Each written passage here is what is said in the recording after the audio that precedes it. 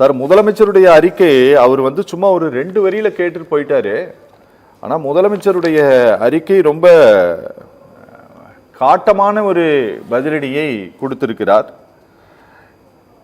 இத ஆளுநர் மாளிகை புரிஞ்சுக்குமா சார்? இது ஏற்கனவே ஒன்றும் புதியது கிடையாது. இதை விட கடுமையாக முரசொலி தலையங்கம் எழுதியிருக்கிறது.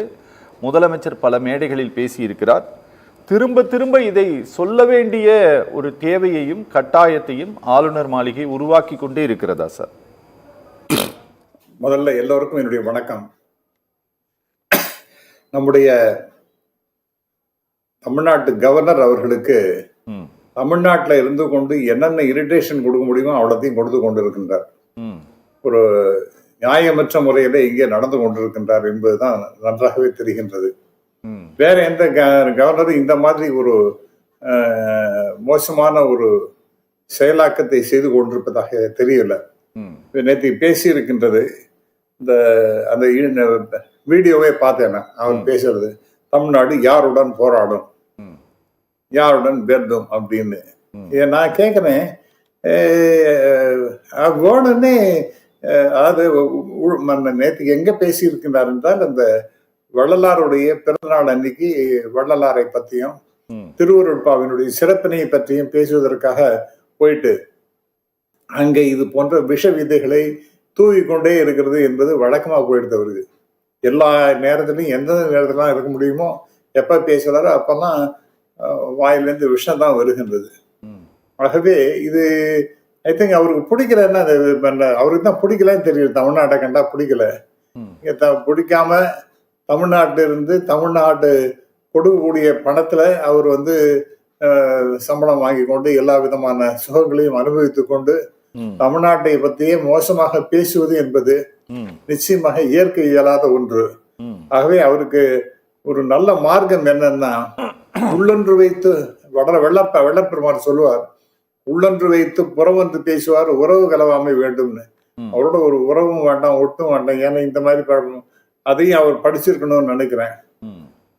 ஆகவே அவர் மறுபடியும் அவருடைய ஊருக்கே போறதுதான் நல்ல. ஐ திங்க் பீகார்னு நினைக்கிறேன். அவர் பீகாருக்கே போறது நல்லது என்று நினைக்கின்றேன். இங்க இருந்து கொண்டு எப்ப பார்த்தாலும் கொடைச்சல் கொடுத்துட்டே இருக்கிறதுங்கிறது ஒரு நியாயமற்றது. இதற்கு எனக்கு ரொம்ப வருத்தம் என்னன்னா, நம்முடைய முதல்வர் இதுக்கெல்லாம் திருப்பி திருப்பி திருப்பி இப்ப பதில் சொல்லிக்கொண்டே இருக்க வேண்டி இருக்கின்றது என்ற வருத்தம் தான் மேலோங்குகின்றது. முதல்ல அவர் ஆனால் இதுக்கு பதில் சொல்லாமையும் இருக்க முடியாது. ஏனென்றால் பேசுறது யாரு? கவர்னர். ஆனால் அவர் பாட்டுக்கு இஷ்டத்துக்கு எல்லாத்தையும் பொல்லாத்தையும் அநியாயமான குற்றச்சாட்டுகள் எல்லாம் தூவி விட்டுட்டு இங்க இன்னும் எல்லாமே இதில் போராடவே வேண்டாம், எல்லாமே பிரமாதமாக இருக்கின்றது, எதற்காக போராட்டம் அப்படிங்கிற மாதிரி பெரிய வேதாந்தங்கள்லாம் பேசுறாரு. அவருக்கு பதில் சொல்லிதான் ஆகணும் நம்மளுடைய சீஃப் மினிஸ்டர். ஆனா ஒரு தடவையும் இதே மாதிரி அடிக்கடி it has become the routine affair. அவர் ஏதாவது சொல்ல வேண்டிய, அதற்கு நம்முடைய முதல்வர் பதில் சொல்ல வேண்டியதெல்லாம் வருத்தமா இருக்கு. பல விஷயங்கள் நீங்க சொன்னது போல நான் பார்த்தேன். கிட்டத்தட்ட 14 இஷ்யூவை பத்தி எடுத்து நம்முடைய முதல்வர் பேசி இருக்கின்றார். முதல்ல கவர்னருக்கு இங்க குழப்பத்தை உண்டாக்குறதே வேலை. நான் முதல்ல பீடிகையாக சொன்னது என்ன, அதுதான். அவருக்கு தமிழ்நாட்டை ஏதாவது குழப்பத்தை உண்டாக்கிட்டே இருக்கணும். ஒரு 5 வருஷம் முடிஞ்சு போச்சு. எதற்காக அவர்கள் டெல்லியில இன்னும் அவரை வைத்துக் கொண்டிருக்கின்றார்கள் என்று தெரியல. அப்கோர்ஸ் அதுக்கு என்ன பதில் சொல்றாங்கன்னா, at the pleasure of the president he will கண்டினியூன்னு. ஸோ ஆனால் அவருக்கு பிடிக்காத ஒரு இடத்துல அவர் இல்லாம இருக்கிறதே நல்லது. குழப்பத்தை உண்டாக்குறதே அவருக்கு வேலையா போச்சு. அதுதான் முதல்ல இந்த கவர்னருக்கு எதிராக போராடுகின்ற நிலைமை இருக்கின்றது அப்படின்னு. ரெண்டாவதாக பாத்தீங்கன்னா, ஹிந்தி அதை திணிக்கிறதுங்கிறதே வேலையா போச்சு.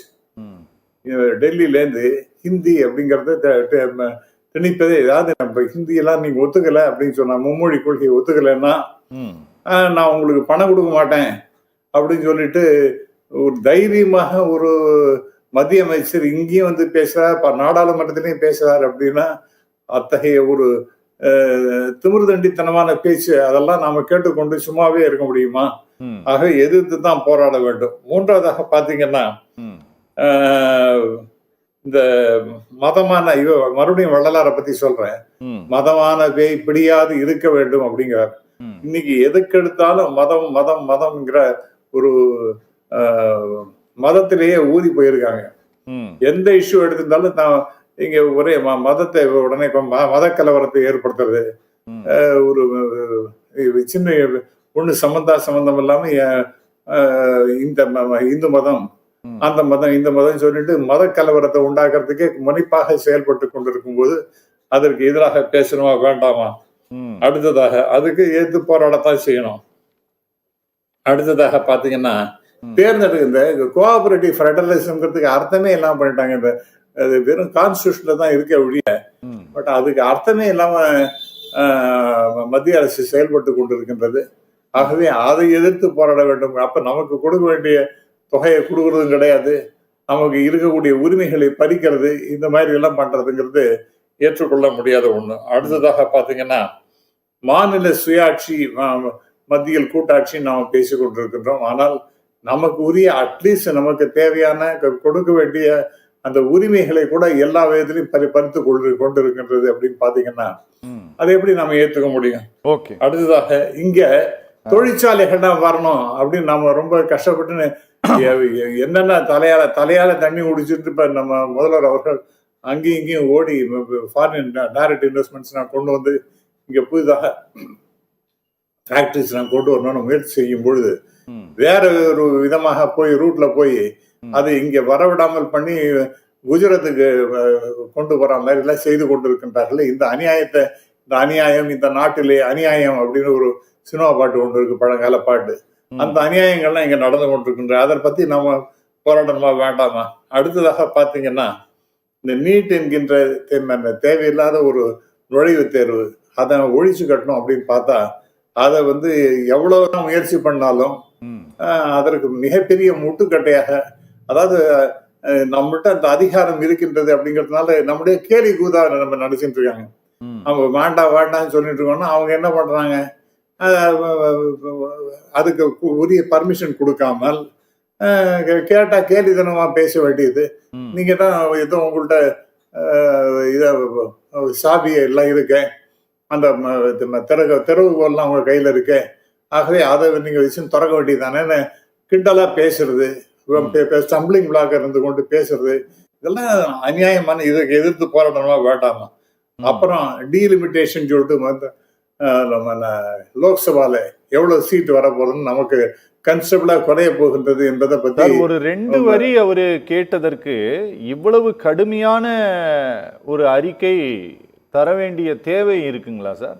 ஆமா சார், அவர் பாட்டு கேட்ட ஒரே ஒரு விஷத்தை ஒரு சொட்டு விஷத்தை நல்ல பால்ல ஒரே சொட்டு விஷத்தை விட்டீங்கன்னா என்ன சார் ஆகும்? அந்த மாதிரி தான் அவர் பண்ணிட்டு இருக்காரு. அதற்கு தகுந்த பதில் கொடுத்தே ஆகணும். ஆகவே நம்முடைய முதல்வர் பேசியது என்பது மிக மிக சரியானது. இதையும் கேட்டுன்னு அவருக்கு சொரணையே இருக்காது. இவ்வளவு எல்லாம் பதில் சொன்னாலும் கூட அவருடைய ரியாக்ஷன் will be nothing. மறுபடியும் இன்னொரு இடத்துல போய் இதே மாதிரியே பேசுவார்.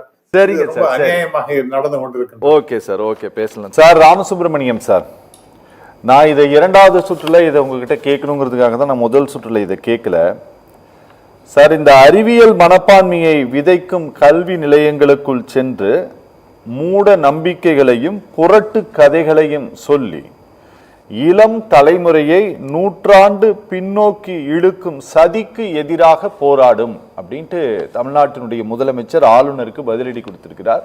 இது நேரடியாகவே கவர்னருக்கு சொல்லி இருக்கக்கூடிய பதில் தானா சார்? இதை நீங்க தான் பண்றீங்க அப்படின்ட்டு இல்ல, அதாவது கவர்னர் செய்கின்றார் என்று பொருள் அல்ல சார். அவர் தானே தமிழ்நாட்டுக்கு எதிராக பல விஷயங்கள் நடந்து கொண்டு, உதாரணமாக தமிழ்நாட்டுக்கு மட்டுமல்ல இந்தியாவிற்கே எதிராக நடந்து கொண்டிருக்கின்றது. உதாரணமாக இந்த ஃபர்ஸ்ட் சர்ஜரி அது யாருன்னா இவர் பிள்ளையாருக்கு தான் நடந்தது. அவர் ஒரு மனித தலைக்கு பதிலாக ஒரு யானையோட தலையை வைத்து முதல் ஃபர்ஸ்ட் சர்ஜரி நடைபெற்றது அப்படிங்கிற மாதிரிலாம் சொன்னாங்கன்னா இதெல்லாம் அறிவியலுக்கு எதிரானது, புறம்பானது அப்படிங்கிறது தெரியாது. அது ஒரு கடவுள் என்று பேசினா சரி, அது யார் சார் பேசினா? நான் கேட்கறது யார் பேசினது?